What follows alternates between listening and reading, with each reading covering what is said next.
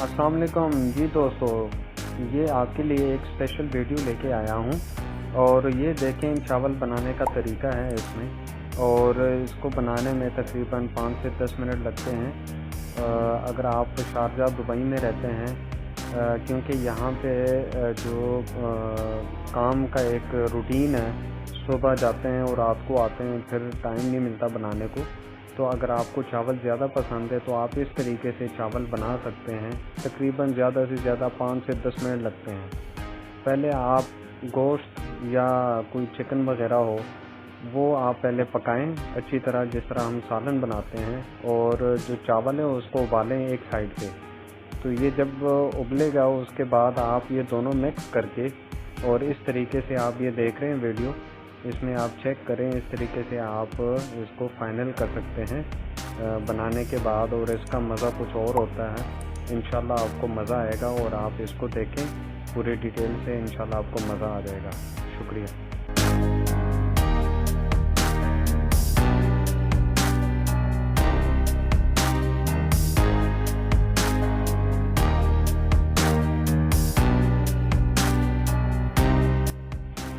कोशिश करें पूरी वीडियो देखें आखिर तक। अगर आप आखिर तक देखेंगे तो आपको एक एक चीज़ की समझ आ जाएगी और इंशाल्लाह आपको पसंद भी आएगा।